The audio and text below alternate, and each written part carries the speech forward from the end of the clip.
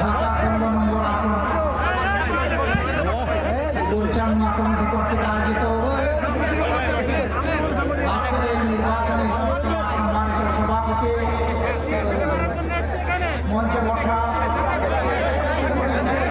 বিভিন্ন বন্ধ সংগঠনের শীর্ষ নেতৃবৃন্দ, বাংলাদেশ জামাত ইসলামের কেন্দ্রীয় নেতৃবৃন্দ, উলামায়ে কেরাম, বিশিষ্ট ব্যক্তিবর্গ, আমার সামনে উপস্থিত প্রিয় মিরপুর এবং কাফরুলবাসী, আমি আপনাদের প্রতি গভীর কৃতজ্ঞতা জ্ঞাপন করছি।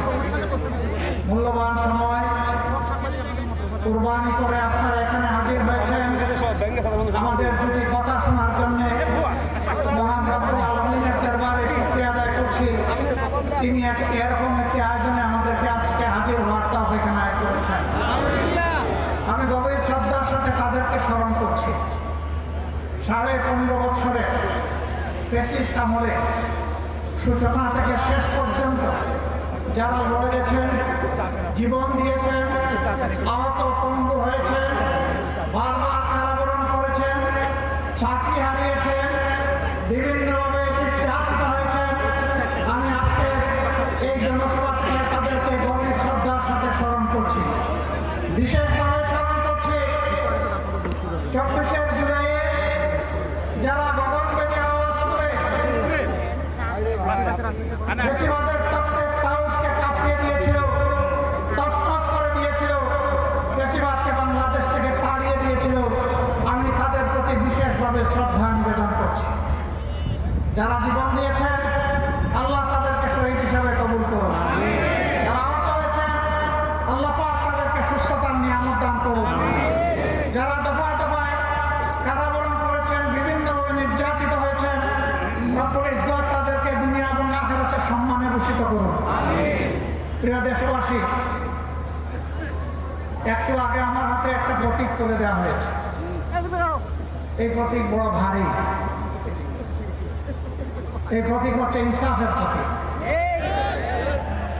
আমাদের সমাজে সব ধরনের বৈষম্য, দুঃশাসন, দুর্নীতি, এই সবগুলোর মূল কারণ হলো ইনসাফ না থাকা। ইনসাফ যদি থাকতো তাহলে সমাজে দুর্নীতিবাজরা, লুটেরারা, ডাকাতরা ব্যাংক ডাকাতি করে জনগণের সম্পদ লুটপাট করে এই দেশ থেকে নিরাপদে পালানোর সুযোগ পেত না। দেশে দেশে তারা বেগম পাড়া করতে পারতেন না। বাংলাদেশের বুকে সন্ত্রাসের রাজ্য কায়েম করতে পারতেন না, কারণ এই কালো টাকা সন্ত্রাসের পিছনেও ব্যয় হয়, আরো কালো টাকা বানানোর জন্য। আজকে আমি এখানে অনেকের মাথায় লাল টুপি দেখতে পাচ্ছি। এই লাল টুপিগুলো 15.5 বছরে রক্ত লাল বাংলাদেশের করুণ চিত্র। সারা বাংলাদেশ ফ্যাসিবাদের কবলে পড়ে ছোপ ছোপ রক্ত আর খাড়ি খাড়ি লাশের দেশে পরিণত হয়েছিল। বহু মা তার সন্তান হারিয়েছেন, বহু বোন তার স্বামী হারিয়ে বিধবা হয়েছে, বহু 25 শিশু তাদের বাপ হারিয়ে এতিম হয়েছে।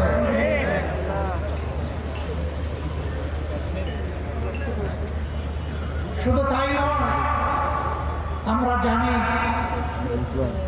ইতিহাসের কলঙ্ক রচনা করে বাংলাদেশের জায়গায় জায়গায় আয়নাঘর গড়ে তোলা হয়েছিল। আয়নাঘরে থাকা মুসলিমরা এখানে আছে, আপনাদের সামনে তারাও বক্তব্য রেখেছে।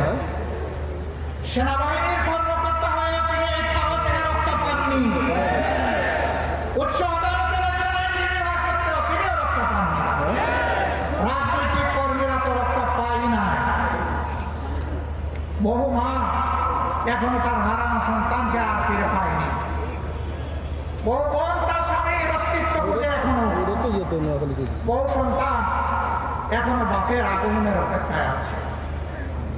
আমরা জানি না তারা বেঁচে আছে কিনা, কিন্তু মানবিক হিসাব নিকাশ বলে সম্ভবত দুনিয়ায় আর তারা নাই। তাদের আত্মীয় স্বজনরা জানেন না তাদের কবরগুলা কোথায়।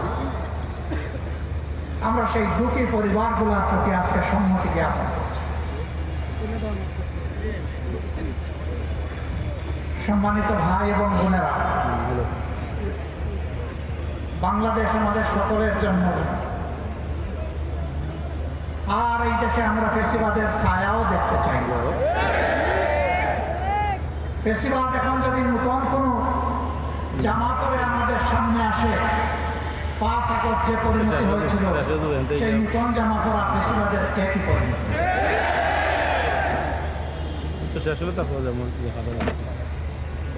বহু ত্যাগ এবং কোরবানির পর এই যে এখানে আপনারা যারা বসে আছেন, আমি বিশ্বাস করি তার কমপক্ষে 40 লাখ মানুষ বিগত 3 নির্বাচনে আপনারা ভোট দিতে পারেন নাই, শুধু তা না, জীবনেও একবার ভোট দিতে পারেন না। এই ভোট যারা কেড়ে নিয়েছিল তাদের নাম হচ্ছে ভোট ডাকাত। আপনারা কি নতুন কোনো ভোট ডাকাত দেখতে চান? আমরা নতুন কোনো ভোট ডাকাত দেখতে চাই না। এই 40 লাখ যুবক আপনাদের হাত ধরেই বিপ্লব হয়েছে, অভ্যুত্থান হয়েছে, যার কারণে আজকে এখানে দাঁড়িয়ে কথা বলতে পারছি। আপনাদেরকে সেলিউট। আজকে আপনাদের শেষ হয়ে গিয়েছে। আপনারা যে দুঃশাসন আর দুর্নীতির বিরুদ্ধে, যে বৈষম্যের বিরুদ্ধে রাস্তায় নেমে স্লোগান দিয়েছিলেন, উই ওয়ান্ট জাস্টিস, সেই ন্যায় বিচার কায়েম না হওয়া পর্যন্ত আপনারা কি ঘরে ফিরে যাবেন? অতএব ন্যায় বিচার যাদের হাতে নিশ্চিত হবে, আমরা আপনাদেরকে আহ্বান জানাবো, আমরা সবাই মিলে তাদের সঙ্গী হব ইনশাআল্লাহ। যারা নিজেদের দলের লোকদেরকে চাঁদাবাজি, দখল বাণিজ্য, মামলাবাজি, দুর্নীতি, সন্ত্রাস, পাথর মেরে লুট হত্যা, গাড়ি চাপা দিয়ে লুট হত্যা, এগুলো থেকে নিজের কর্মীকে যারা বিরত রাখতে পারবে, আশা করি আগামীর বাংলাদেশ তারা জনগণকে উপহার দিতে পারবে।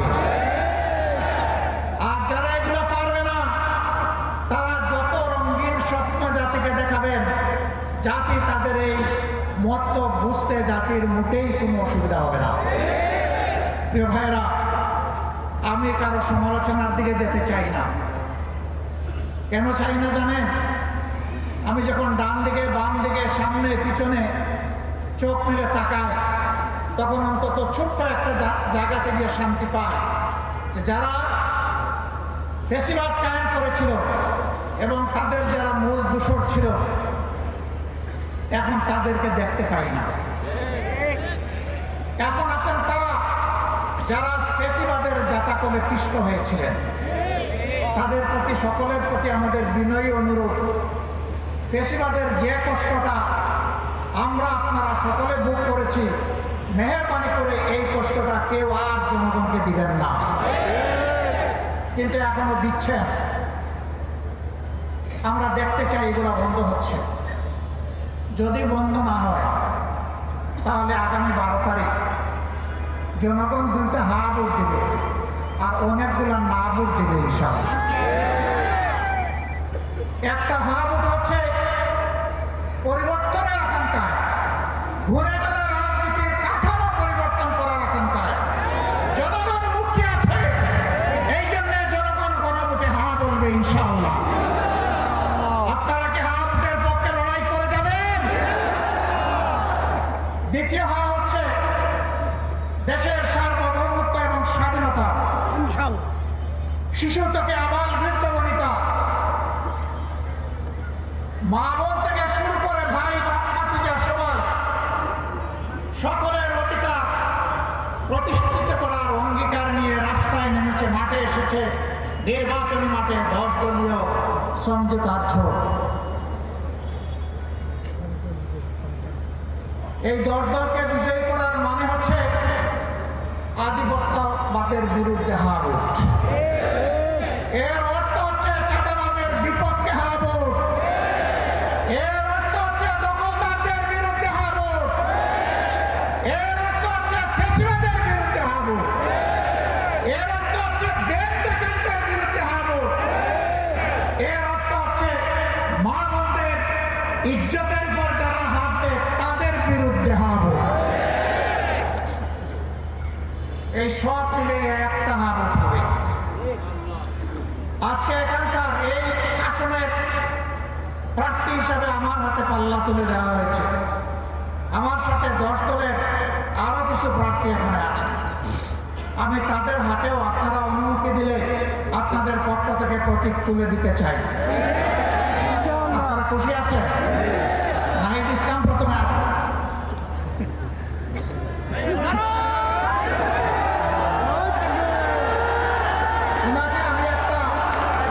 ওনাকে আমি একটা সমন্বিত প্রতীক ওনার হাতে তুলে দিচ্ছি। বাকিদের হাতে দিব দাড়ি পাল্লা, ওনার হাতে পাল্লা কলি। ওনার হাতে কি দিচ্ছে? পাল্লা কলি। এই দেখেন পাল্লা আছে, এটার মধ্যে একটা কলি আছে, এটাকেই শাপলা কলি আপনারা ধরে নেবেন ইনশাআল্লাহ। ঢাকা 11 আসনের যারা ভোটার তাদের জন্য আমরা ইনসাফের প্রতীকের সাথে শাপলা কলি আমরা নাহিদ ইসলাম, যিনি জাতীয় নাগরিক পার্টির আহ্বায়ক, তার হাতে আমরা তুলে দিচ্ছি।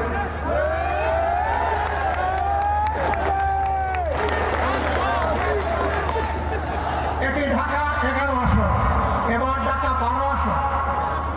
ঢাকা 12 আসনে বাংলাদেশ ইসলামী ছাত্র শিবিরের সাবেক কেন্দ্রীয় সভাপতি, বাংলাদেশ জামাত ইসলামীর কেন্দ্রীয় নির্বাহী পরিষদের সম্মানিত সদস্য জনাব সাইফুল আলম খান মিলন, তার হাতে আমরা পাল্লা তুলে দিলাম।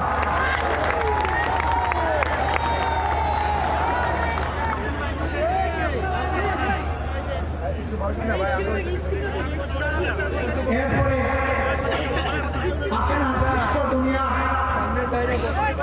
জাহান্নাম সম আয়নাগরের বাসিন্দা আমাদের কলিজার ব্যারিস্টার আহমদ বিন কাসিম আরমান, যিনি 14 আসনে ন্যায় এবং ইনসাফের পক্ষে, জনগণের অধিকারের পক্ষে লড়াই করে ইনশাআল্লাহ বিজয় ছিনিয়ে আনবেন, তার হাতে আমরা পাল্লা তুলে দেব।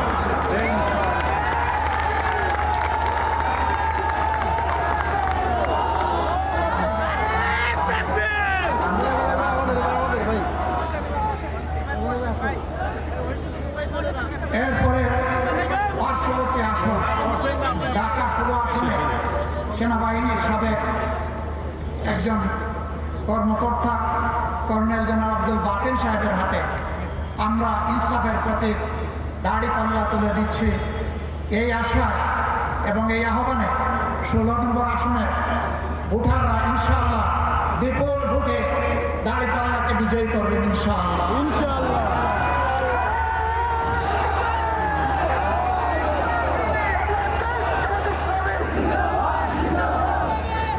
এবার ঢাকা 17 আসনে একজন দক্ষ চিকিৎসক, সন্তান না পাওয়া মা বাবা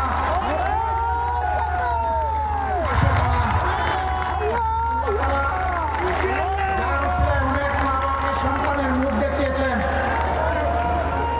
আজীবন যিনি একজন সমাজসেবক, আমি বলি যে ওর রক্তে সমাজসেবার নেশা। আমরা সেই সফল চিকিৎসক খালেদুজ্জামানের হাতে এবার তিনি ঢাকা 17 আসন থেকে লড়ে ইনশাআল্লাহ বিজয় ছিনিয়ে আনবেন।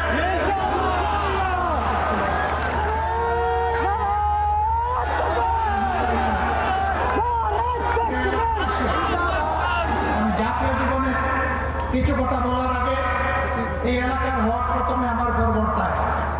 আমি যে এলাকাটিতে দাঁড়িয়ে আছি এই এলাকায় আমি একটা খণ্ডচিত্র আপনাদের সামনে 1 মিনিটে তুলে ধরতে চাই।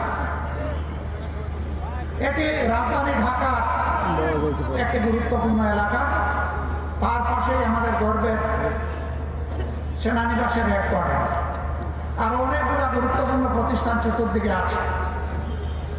এই ধরনের একটি এলাকায় যেখানে 8 থেকে 10 লক্ষ মানুষের বাস, সেখানে কি কি সামাজিক পরিষেবা বা সুবিধা থাকতে হবে আর কি আছে আপনারা একটু আশা করি দেখে নেবেন। মসজিদ আছে সর্বমোট 148টা, আলহামদুলিল্লাহ। প্রায় সকল পাড়াই মসজিদ আছে, ঢাকাকে বলা হয় মসজিদের শহর। গির্জা আছে 8টি, এখানে মন্দির আছে 1টি, ইয়াতিমখানা আছে 27টি, কওমি মাদ্রাসা আছে 23টি, হাফিজি মাদ্রাসা আছে 56টি।